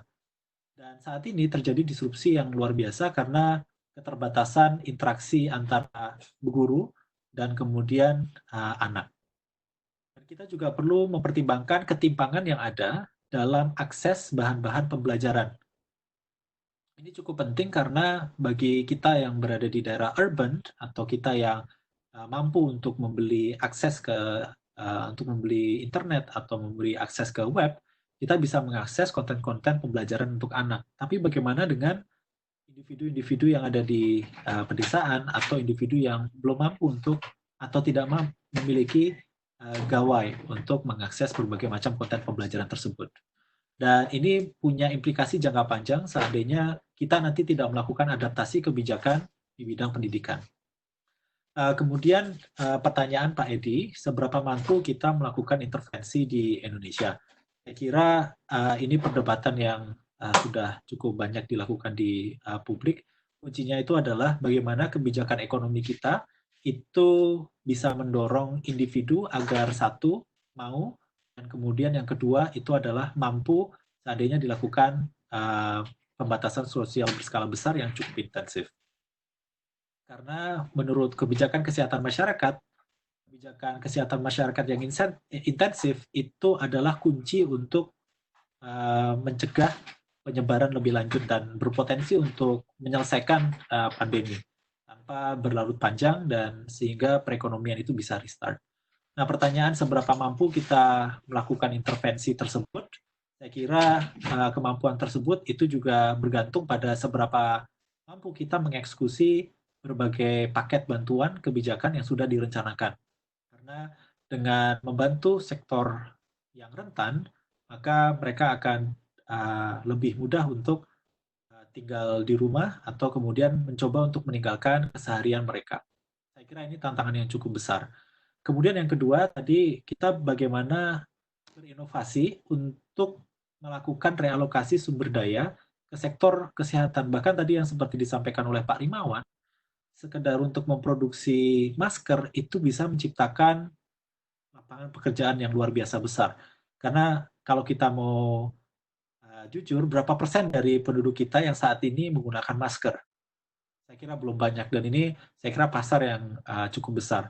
Belum lagi face shield yang memang tidak terbentur oleh kelangkaan bahan baku seperti misalnya produksi APD, hazmat gown, atau misalnya coverall atau masker N95. Saya kira itu yang menurut saya penting untuk digarisbawahi. Terima kasih. Pak Rimawan, silakan. Terima kasih, Mas. Terima kasih. Jadi tadi kaitannya dengan Bu Afin, sebenarnya ada dua, Bu, yang perlu diperhitungkan, yaitu adalah adaptability dan antisipasi. Nah, ini yang antisipasi ini kita ini seringkali bahasa Indonesia itu bagus dalam beradaptasi sebenarnya, tetapi tidak bagus dalam mengantisipasi. Kenapa? Karena kecenderungan kita itu adalah myopik, melihatnya dalam jangka pendek terus. Kita tidak suka melihat yang perspektif dalam jangka panjang. Seolah-olah semuanya itu akan dipenuhi oleh alam. Ini yang jadi masalah dengan kita, ya. Seringkali ini masalahnya. Jadi problemnya ada di antisipasi, Bu. Nah, sekarang pertanyaannya, bagaimana cara mengantisipasi itu? Nah, ini yang menjadi masalah. Itu sebabnya kami dari awal, ketika kita mendesain Sonjo dari awal, itu kita sudah mematok dulu bahwa dampaknya itu harus diasumsikan, tidak logis kemudian mengasumsikan dampaknya itu mild atau bahkan medium. Nggak logis. Kenapa? Lawannya aja nggak tahu kok, gitu kan? Itu karena kita menghadapi ketidaktentuan. Itu sebabnya kita antisipasi dulu bahwa lawannya ini akan besar, dampaknya akan besar, banyak orang yang akan terkena COVID, lalu kemudian dampak ekonominya besar, lalu pertanyaan berikutnya adalah, oke, kita punya kapasitas, kita punya kebutuhan. Jadi gap antara kebutuhan dan kapasitas ini berapa, lalu kemudian kita berpikir dibalik kemudian yang disebut dengan backward induction. Kita mulai dari finalnya dulu, ketika kita lihat dampaknya seperti itu, gapnya seperti itu, lalu kemudian kita pertanyaan berikutnya adalah how to fill the gap. Nah, ini jadi masalah kemudian. Nah, ini yang perlu dikembangkan sebenarnya adalah hal-hal yang seperti itu. Ini yang menurut saya di Indonesia belum banyak yang memasukkan unsur-unsur seperti ini, dan saya melihat masyarakat masih belum aware bahwa dampaknya ini akan sangat besar. Concern-nya kan adalah kalau kemudian kita hanya menunggu, ya sulit, gitu kan. Nah, sementara kalau kita lihat yang di Sonjo Pangan itu dengan mudah, di awal-awal Sonjo Pangan itu WA grupnya itu sangat ramai sekali. Tapi lama-kelamaan itu jadi mulai sepi. Kenapa? Karena sudah settle. Masalahnya kemudian settle. Sekarang yang ramai itu apa? Itu adalah Sonjo Inovasi. Itu jadi ramai sekarang. Karena teman-teman yang inovasi ini kemudian memunculkan ide-ide baru, dan bahkan baru ketahuan, misalkan VTM sama Dakron Swap, itu baru ketahuan bahwa kita sebenarnya juga shortage juga. Tapi alhamdulillah ada beberapa rekan yang bisa memproduksi.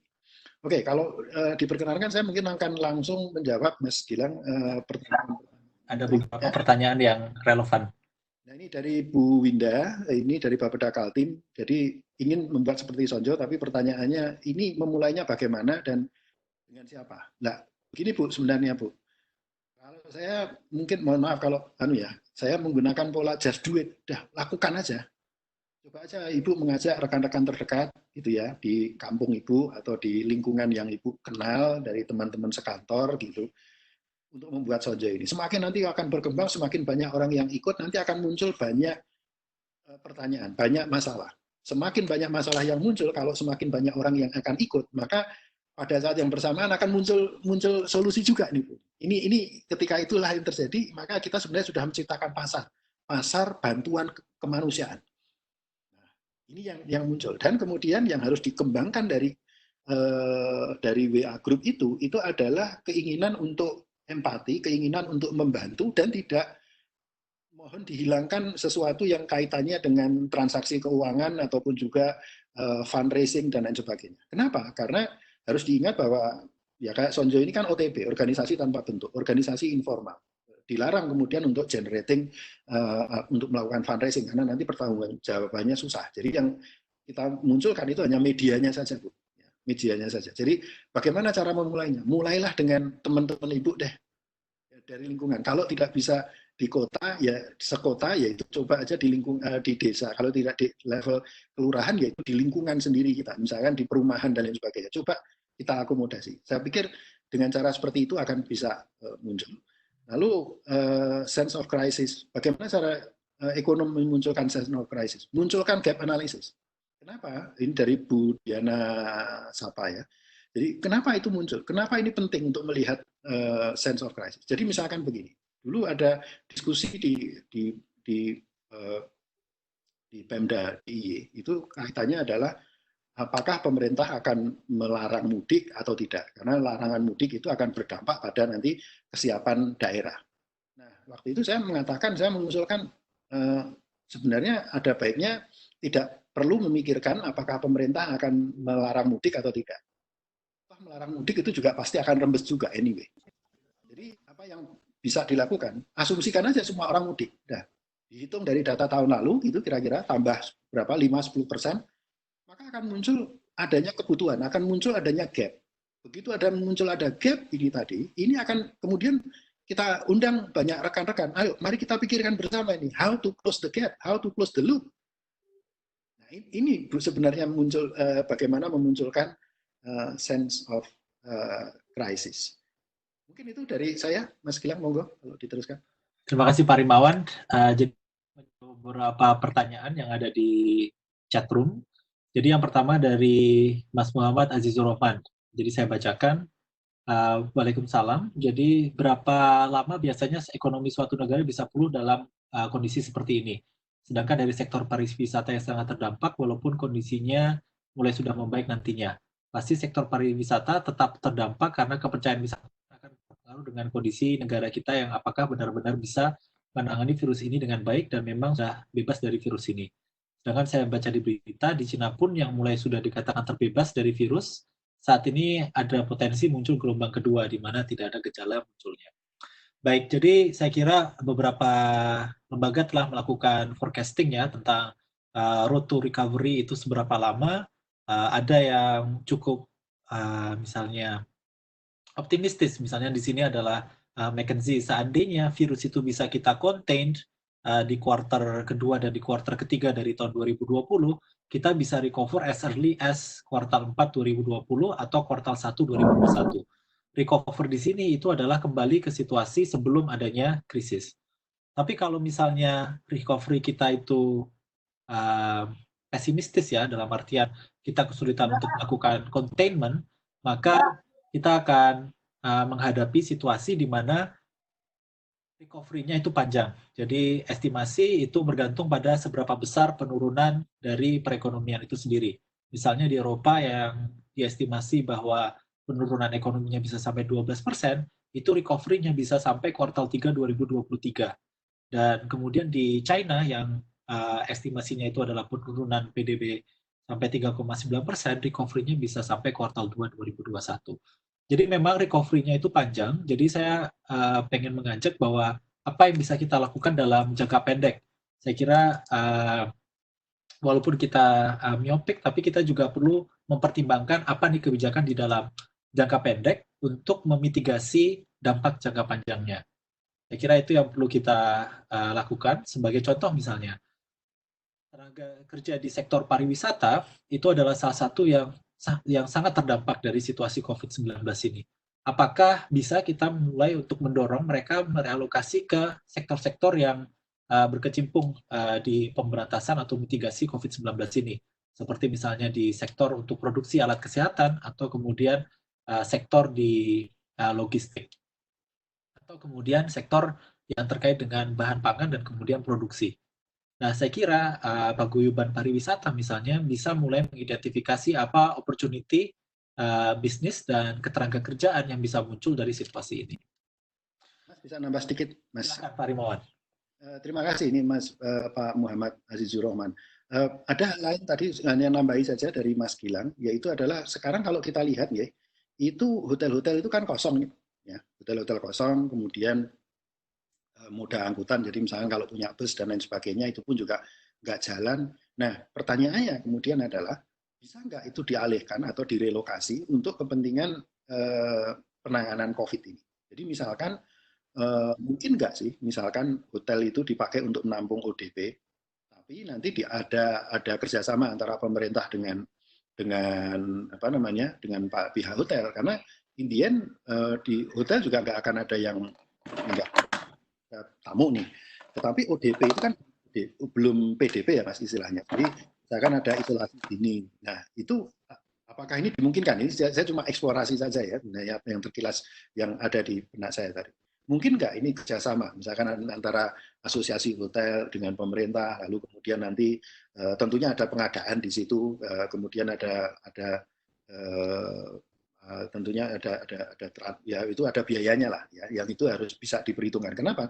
Karena untuk menampung ODP menurut saya itu kan tidak perlu mengubah. Kalau udah orang yang terkait dengan pasien itu jadi lain lagi, karena perlu macam-macam di situ. Itu pun juga perlu dipikirkan juga kemungkinannya menggunakan hotel itu sebagai kayak rumah sakit sementara, karena di sana sudah banyak hal yang sebenarnya tersedia, ada tenaga kerjanya, dan ini bagaimana kemudian menjadi lebih agile, tenaga kerja itu dimobilisir gitu ya, kayak di perang dunia kedua, perang dunia ke-1 itu harus diingat dulu di Eropa orang yang bekerja itu yang laki-laki sebenarnya, tapi ketika yang terjadi ketika perang di Amerika dan lain sebagainya itu kemudian ibu-ibu yang bekerja, si bapak-bapaknya kan maju perang, ibu-ibunya yang bekerja dan anak-anak untuk membuat peralatan perang dan lain sebagainya. Nah hal-hal seperti ini coba kita lakukan untuk meminimalisasi dampak, dan kemudian tadi bagaimana mengantisipasi situasi agar yang intinya kita kan punya masalah ya, karena bagian besar dari kita adalah menerima pendapatan harian. Nah ini bagaimana untuk tetap membuka seluas mungkin kesempatan berusaha. Itu Mas dari saya. Terima kasih Pak Rimawan. Pertanyaan berikutnya dari sebetulnya lebih ke pernyataan ya dari Mas Putut Purwandono. Jadi saya sepakat sekali bahwa data itu adalah penting dalam situasi normal, apalagi di situasi genting seperti ini. Saya kira kalau tadi Pak Rimawan menyinggung berbagai macam perang ya, saya kira banyak sekali perang itu yang dimenangkan karena data yang akurat. Nah, jadi kembali lagi sebetulnya Yogyakarta Sonjo ini inisiatif yang terus bermunculan pada saat kita mengalami tantangan. Jadi pembelajaran dari gempa di Yogyakarta pada tahun 2006 itu banyak sekali bantuan itu yang datang ke rumah sakit besar, sehingga bantuan di sana itu berlimpah. Padahal ada daerah-daerah, misalnya Klaten yang waktu itu cukup terdampak dari gempa, itu saluran bantuannya cukup minim, sehingga ada ketimpangan kebutuhan dan kemudian suplai dari bantuan itu. Kemudian di Merapi pada akhir tahun 2010 memasuki 2011 Merapi terjadi meletus, erupsi. Nah, di situ pada waktu itu saya masih sekolah di luar negeri dan saya membantu untuk melakukan sesuatu yang dilakukan oleh Sonjo saat ini, yaitu adalah untuk mencoba untuk memobilisasi dan mengkoordinir logistik. Waktu itu kita menggunakan Google Excel online. Jadi Yogyakarta ini sudah cukup tanggap ya masyarakatnya untuk berkontribusi menjadi relawan untuk situasi di krisis seperti ini. Jadi saya sangat terbuka dengan bagaimana kita bisa bekerja sama untuk menghadapi potensi bencana ke depan. Saya kira kita bisa berangkat dari badan yang sudah ada, kemudian stock take kebijakan apa saja, untuk mengidentifikasi kebutuhan data. Saya kira data interfacing ini menjadi kunci saat ini, tidak hanya di sektor kesehatan, tetapi sampai ke sektor pangan. Dan kita bisa mulai dengan apa yang sudah kita kumpulkan saat ini. Kemudian ada pertanyaan dari Pak Teguh. Pak Teguh yang kemarin bergabung dengan Sonjo Angkringan, hari ini juga bergabung. Selamat datang Pak Teguh. Jadi beliau menyampaikan bahwa seandainya single ID di Indonesia itu belum terbentuk, apakah kita bisa mulai dengan cara desentralisasi, misalnya dimulai dari Yogyakarta. Bagaimana data jumlah penduduk dan segala potensinya sehingga defensive battle menjadi lebih baik. Saya kira pemerintah daerah untuk mengambil inisiatif ini cukup baik ya Pak ya, karena mau tidak mau yang memahami logistik dan yang memahami tantangan di daerah itu adalah pemerintah daerah itu sendiri. Jadi saya kira kita bisa mendorong agar kita bersinergi dan jika ada data masyarakat yang rentan yang membutuhkan, dan saya melihat contohnya misalnya kemarin Pemprov DIY telah melakukan survei UMKM yang terdampak. Nah itu cukup penting untuk menyusun basis data. Nah tapi hal seperti ini harus kita catat agar ke depan kita bisa melakukan basis data ini dalam situasi yang normal sehingga kita bisa berjaga-jaga seandainya muncul situasi ini di masa yang akan datang. Kemudian ada dari Opal. Pertanyaannya berkaitan dengan pertanyaan Pak Teguh, apakah pandemi ini akan menjadi pemicu yang baik terhadap perbaikan aspek kelembagaan di pemerintah? Misalnya tadi perbaikan data kependudukan dan seterusnya. Ya, jadi saya sedikit mengutip diskusi beberapa waktu yang lalu ya, kalau tidak salah hari Kamis lalu, itu adalah diskusi oleh Daron Acemoglu dan juga kemudian Jean Tirole. Jadi salah satu pembelajaran dari krisis-krisis yang ada itu adalah perbaikan kelembagaan. Jadi saya memang berharap bahwa ada aspek perbaikan kelembagaan, mulai dari data kependudukan, kemudian juga pengambilan keputusan pada saat krisis. Pak Rimawan, jika ada yang ditambahkan? Ini ada pertanyaan ini. Ini menarik nih, sharing dari Magetan ini, Pak Yunindo Asmito. Jadi ODP pemudik itu diperkenankan untuk tinggal di hotel-hotel di Sarangan, tapi biaya sendiri. Nah ini yang menarik ini. Ini perlu kita antisipasi nanti untuk pada saat mudik gitu ya. Kalau memang betul orang mudik ya, mungkin ini opsi yang harus diperhitungkan juga oleh pemerintah. Dan tidak hanya ODP menurut saya. Kalau misalkan itu ada ODP memang disendirikan, hotelnya sendiri. Kalau PDP mau sendiri ya monggo. Kalau nanti misalkan sampai rumah sakit, bahkan rumah sakit darurat harus kita buat ya, mungkin hotel-hotel itu bisa dimanfaatkan. Dan beberapa waktu lalu kalau saya mendengar dari Karsa Dalem itu memang ada informasi beberapa rekan hotel yang pemilik hotel itu sudah berusaha untuk siap untuk dikerjasamakan. Nah, ini hal-hal yang menarik yang perlu kita kembangkan. Ya, terima kasih. Ini ada pertanyaan dari Mas Aga. Jadi bagaimana mengkoordinasi bantuan-bantuan mandiri seperti Sonjo sehingga bantuan tersebut dapat terdistribusi secara merata, yaitu tidak ada overlapping bantuan atau bantuan yang menumpuk di suatu wilayah, mengingat COVID ini akan panjang. Dalam artian ini koordinasi Sonjo di Jogja dengan Sonjo Like di daerah lain. Nah, jadi ini saya kira situasi yang cukup tepat ya, karena menilik pada gempa yang ada di Jogja pada beberapa waktu yang lalu, kebutuhan daerah di Jogja itu cukup terpenuhi dan bahkan berlebihan, sehingga kemudian daerah seperti misalnya Klaten yang dampaknya dari gempa itu lebih besar, mereka kekurangan. Jadi saya kira ini penting juga, tapi PR jangka pendek menurut saya itu adalah bagaimana kita memastikan bahwa kebutuhan dan overlapping bantuan itu kita minimisasi di daerah DIY terlebih dahulu. Saya kira ini masih tantangan dan ini masih dinamis ya di Sonjo database. Kita mencoba untuk stock taking, supply dan kemudian demand side saat ini masih yang di APD karena sifatnya sangat dinamis. Anda bisa membayangkan bahwa inventory suatu rumah sakit hari ini adalah misalnya 100 APD, di akhir hari itu adalah misalnya 60, dan kemudian besok harinya itu dibutuhkan misalnya dibutuhkan 100. Jadi kemudian ada sisi dinamis yang kita saat ini perlu pecahkan terlebih dahulu.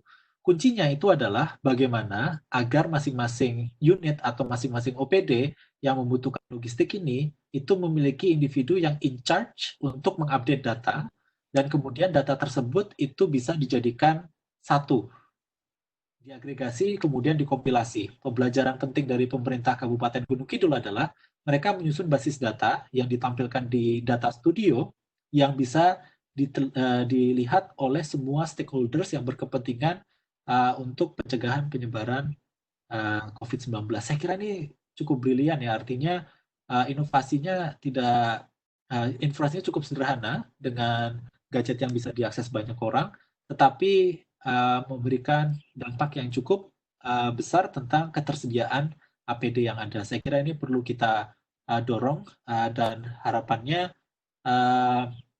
aplikasi seperti ini bisa level nasional, tapi paling tidak di level daerah kita selesaikan terlebih dahulu. Kemudian ada dari silakan ya, Pak.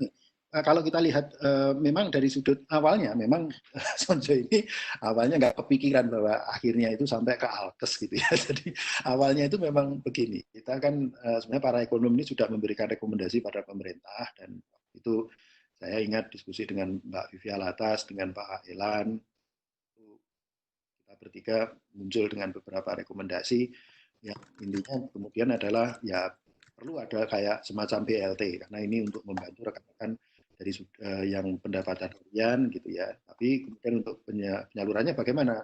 Pakai BDT, basis data terpadu. Tapi kita juga paham bahwa BDT itu banyak kelemahannya juga, karena faktanya salah satunya adalah ID untuk SIN itu, Single Identity Number di Indonesia itu belum sepenuhnya bagus, sehingga pasti akan ada masalah di situ. Nah, kemudian waktu itu saya kepikiran ya, kalau begitu harus ada yang nutup, yaitu adalah orang yang nantinya rentan dari sudut pendapatan tetapi tidak mendapatkan bantuan pemerintah gara-gara identifikasi tadi, sehingga kita membuat Sonjo. Tapi kemudian yang muncul evolving di dalam Sonjo itu kemudian adalah curhat dari rekan-rekan kesehatan yang mereka kemudian pertama yang muncul itu adalah APD. Kemudian juga surgical mask yang ketika itu langka sekali. Itu sebabnya kami jam 10 malam itu membuat video untuk kemudian make sure kepada rekan-rekan itu tidak menggunakan surgical mask tapi menggunakan kain, itu kan, masker kain. Itu pun kami juga bertanya waktu itu. Memang kita paham bahwa masker kain itu tidak 95% menolak akan menghancurkan bisa memproteksi dari virus. Tetapi kalau katakan dapat 40 atau 50% saja itu sudah bagus. Kenapa? Karena faktanya adalah orang pengguna kain itu kan bukan orang yang berhadapan dengan kayak tenaga medis yang berhadapan dengan pasien, sehingga risikonya sebenarnya juga rendah. Nah, kemudian teman-teman kesehatan mengatakan approve, oke Mas itu bisa ditambahi lagi, dalamnya ada plastik macam-macam. Nah, itulah kami buatkan videonya, kan gitu. Nah, sekarang yang muncul kemudian adalah APD. Tapi balik lagi, keberadaan Sonjo ini apa sih? Keberadaan Sonjo ini kalau kita lihat di database kita, kalau nggak salah 18 rumah sakit itu yang memasukkan data, ya kebutuhan alkes salah satunya adalah ada face shield, ada masker tadi, ada N95 yang ini sedang dikerjakan oleh teman-teman inovasi, tapi juga ada APD. Nah di APD ini kebetulan kita kumpulkan, lalu kemudian di situ muncul ada banyak orang yang rekan-rekan pengusaha yang membuat APD atau yang mengorganisir para tukang jahit untuk membuat APD, begitu ya. Nah ketika ada masalah APD, misalkan kalau kami kekurangan, itu yang kita lihat kita cuma diemin aja.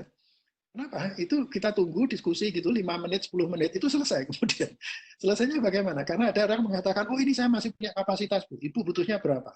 Tiba-tiba nanti ini dari si pengusaha. Tapi kemudian juga ada yang mengatakan, Pak kami ingin menyalurkan bantuan. Jadi bisa enggak itu tadi untuk bantuan yang ke rumah sakit X itu kami yang akan membayari. Lah monggo ini diselesaikan di luar. Gitu ya.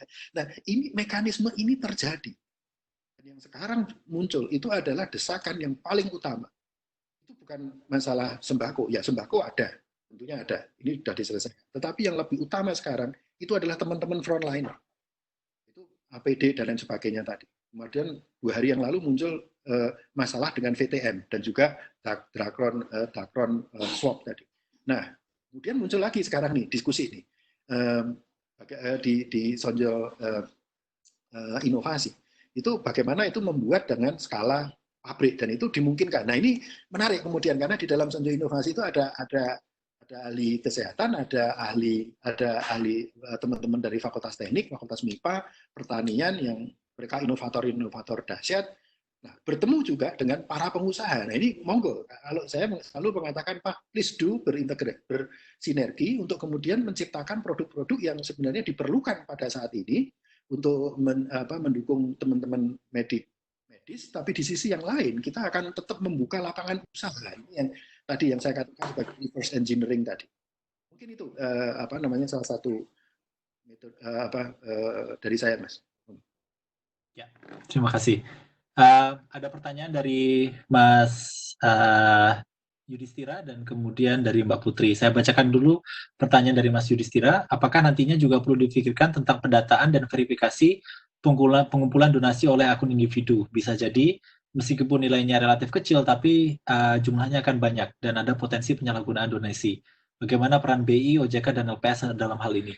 Pak Rimawan, ini saya kira diskusi yang cukup menarik ya, karena kita ke depan juga mencoba untuk mendorong bagaimana agar misalnya donasi yang kita lakukan itu bisa mengurangi pajak yang harus kita bayarkan. Saya kira ini juga menjadi salah satu hal agar donasi-donasi kita itu disalurkan melalui lembaga yang sudah terverifikasi oleh pemerintah dan memiliki network untuk penyaluran yang baik. Pak Rimawan mungkin lebih banyak pengetahuan di sini. Ini saya banyak bekerja dengan teman-teman lembaga amil zakat, misalkan. Nah itu ada ketentuannya bahwa kalau ada beberapa lembaga amil zakat itu sudah mendapatkan lisensi bahwa mereka nanti kalau zakat yang kita salurkan lewat mereka itu kemudian akan menjadi pengurang kewajiban pajak misalkan. Nah ini monggo saja. Kalau di dalam Sonjo sendiri, Mas kita kan paham ya bahwa kita itu ya berarti ini lembaga informal sehingga kita tidak akan menerima uang atau generating misalkan untuk fundraising, sehingga kami selalu mengatakan di sini ada teman-teman kita ada jaringan Gus Durian, ini ada Lazismu dan lain sebagainya, monggo saja langsung kepada mereka kalau mau berkontribusi. Jadi kita akan langsung berikan kepada lembaga-lembaga yang sudah resmi ini. Agar apa? Agar ke depan ya kami ini tidak ada masalah nantinya setelah selesai ini dengan Sonjonya gitu. Jadi memang kita hanya balik lagi misinya adalah sebagai media. Jadi kita hanya menyediakan media aja. Silakan diskusi di situ. Kalau akan ada bantuan langsung ada bantuan. Kemarin juga begitu dari salah satu perusahaan itu kemudian membantu rumah sakit ya langsung mereka akan berurusan tidak lagi dengan kami. Ya, Terima kasih Pak Rimawan. Ada pertanyaan dari Mbak Putri. Jadi, apakah ada korelasi kebijakan mengenai pandemi COVID-19 di Indonesia dengan ekonomi dan politik secara global? Bagaimana perspektif Bapak-Bapak sekalian memandang ini sebagai bagian dari ekonomi dan politik secara global? Jadi, ini pertanyaan yang cukup menarik ya. Jadi, beberapa waktu yang lalu saya membaca artikel bahwa sebetulnya ada satu hal yang bisa didorong saat ini tentang pengambilan kebijakan, terutama tentang penerapan kebijakan kesehatan masyarakat seperti PSBB, karantina wilayah, atau lockdown untuk mencegah pandemi. Jadi ini bisa menjadi signaling reputasi dari pemerintah dan kelembagaan di suatu negara atau di suatu daerah, di mana mereka memilih untuk melakukannya dengan lebih awal dan lebih ketat untuk segera mencegah terjadinya pandemi. Jadi dengan adanya dalam tanda kutip kompetisi pengambilan kebijakan untuk mencegah pandemi ini, saya kira bisa menjadi salah satu bagian yang kita angkat ya.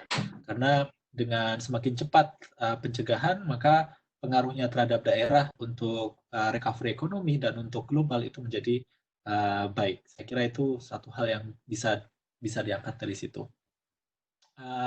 Kemudian terkait dengan ekonomi dan politik, jadi satu hal yang saya concern itu adalah seandainya pemerintah itu tidak segera untuk mengambil keputusan yang decisive, maka salah satu isunya itu adalah bagaimana investor yang memiliki horizon jangka panjang atau cakrawala investasi jangka panjang itu tertarik untuk investasi di sini.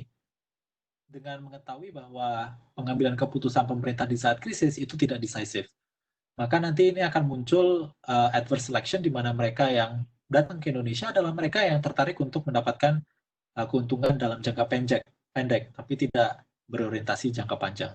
Saya kira ini perlu kita perlu menjadi perhatian bersama agar segera menjadi pertimbangan ke depan. Baik, ini ada komentar dari Mas Putut terkait dengan bagaimana caranya menuju new form. New norm, ya. Ya, saya kira kolaborasi antara pemerintah, kemudian akademik dan swasta itu sesuatu yang perlu kita dorong ya, bukan hanya di masa krisis, tapi juga di masa normal. Saya kira banyak sekali venue yang bisa kita angkat sebagai contoh, misalnya Fakultas Ekonomika dan Bisnis itu sudah melakukan experiential learning dengan melibatkan pihak swasta dan juga kemudian pemerintah daerah. Semester lalu kita bekerja sama dengan pemerintah kota untuk mencoba mengidentifikasi isu-isu pembangunan dan bagaimana kita bisa berkontribusi dengan mengidentifikasi intervensi yang bisa kita terapkan oleh daerah. Saya kira ini adalah satu langkah kecil untuk kolaborasi jangka panjang yang bisa kita lakukan.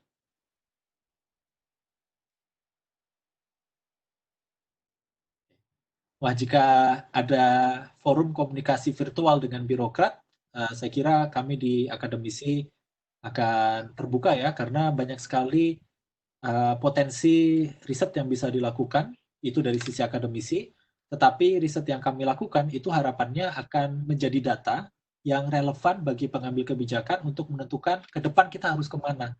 Saya kira ini yang perlu kita angkat ya, jadi evidence space atau research space.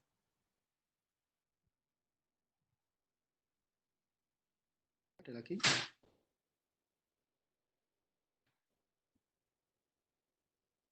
Pak Rimawan mungkin bisa membantu untuk menjawab apakah Satgas COVID UGM, apakah Sonjo juga komunikasi ke sana? Ya, jadi sebenarnya gini, kalau COVID UGM, jadi gini, Sonjo kami banyak diskusi malah dengan teman-teman search. Jadi teman-teman search DIY itu adalah terkait dengan mereka teman ahli-ahli mereka ini ahli kesehatan ya, dan mereka ahli epidemiologi dan sebagainya, dan mereka sudah memikirkan sejak lama terkait dengan surge capacity, yaitu adalah apa yang akan terjadi kalau kemudian terjadi lonjakan pasien dan kemudian kapasitas itu tidak mencukupi. Nah, ini kami sudah koordinasi dengan mereka dan mereka juga ada koordinasi dengan ID, sehingga kami terus berkoordinasi dengan mereka dan juga dengan teman-teman kesehatan apa namanya Pemda ya. Kita mencoba raising isu, raising awareness dan lain sebagainya ke rekan-rekan Pemda. Nah, ini sudah dilakukan meskipun ya banyak hal yang perlu disiapkan juga karena teman-teman search itu juga banyak melakukan pendampingan juga kepada teman-teman Pemda. Nah, ini hubungan ini loh yang sebenarnya perlu dikembangkan. Jadi seringkali ketika kita mengapa sih kami yang di Jogja ini pengen kalau bisa hal-hal seperti Sonjo ini bisa dibuat karena begitu Sonjo itu nanti terbuat di sana di daerah-daerah lain, Bapak Ibu sekalian akan memahami bagaimana kompleksitas yang ada di lapangan. Kalau itu belum dibuat, ya nggak akan tahu. Karena masalahnya itu tidak sesimpel yang diberitakan di koran sebenarnya. Nah, ini yang kita coba angkat kemudian. Kita masuk ke dalam detail dan kita mencoba menyelesaikan sendiri. Dan satu hal yang kadang kita juga terkaget-kaget itu adalah begitu cepatnya masalah itu bisa muncul, tapi juga bisa cepat untuk diselesaikan. Lalu muncul pola-pola hubungan yang lain, muncul potensi-potensi yang lain. Jadi misalnya tadi terkait dengan VTM, itu fakultas farmasi sudah 1000 VTM per hari. Lalu kemudian waktu itu saya komunikasikan dengan dari ID ke Pak Joko, lalu Pak Joko raise isunya ke Jawa Barat dan Jawa Timur. Itu banyak permintaan kemudian. Nah, ini hal-hal yang menarik kemudian untuk dikembangkan. Juga terkait dengan Dakron Shop itu tadi ada perusahaan yang akan membuat dan juga ada rekan-rekan yang punya 3D printing itu untuk menciptakan ini semua. Nah, ini hal-hal yang saya sebagai ekonom itu melihat itu ya kaget juga sebenarnya, kok bisa ya jadi kayak gitu. Kadang kita juga melihat fenomena yang terjadi di Sonjo itu kadang ya heran-heran sendiri sih sebenarnya. Tapi satu hal harus dimulai. Kalau ini tidak dimulai di daerah-daerah Bapak Ibu sekalian, susah kemudian. Mungkin itu kalau dari saya. Ya, terima kasih Pak Rimawan. Mengingat waktunya sudah mendekati pukul 3 sore, kami akan menerima satu pertanyaan lagi. Silakan Bapak Ibu.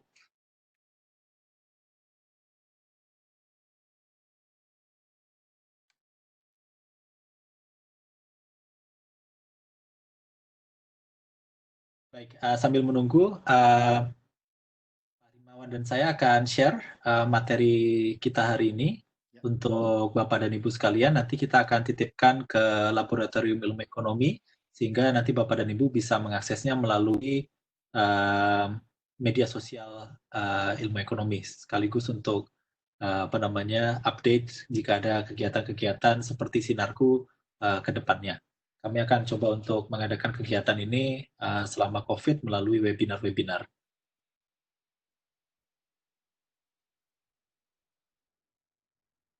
Baik. Sepertinya bisa kita tutup diskusi kita pada siang dan sore hari ini. Pak Rimawan dan saya mengucapkan terima kasih sekali kepada Laboratorium Ilmu Ekonomi yang telah mengorganisasi acara ini. Kami juga ucapkan terima kasih kepada Bapak dan Ibu yang telah bergabung dan diskusi bersama dengan kita semua.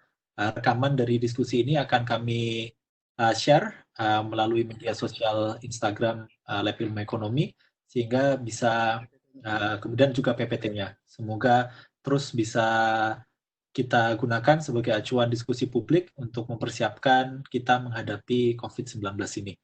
Saya ucapkan terima kasih, selamat bertugas dan sehat terus kepada Bapak dan Ibu semuanya. Selamat sore, terima kasih Pak Rimawan. Assalamualaikum warahmatullahi wabarakatuh. Waalaikumsalam warahmatullahi wabarakatuh. Bapak Ibu.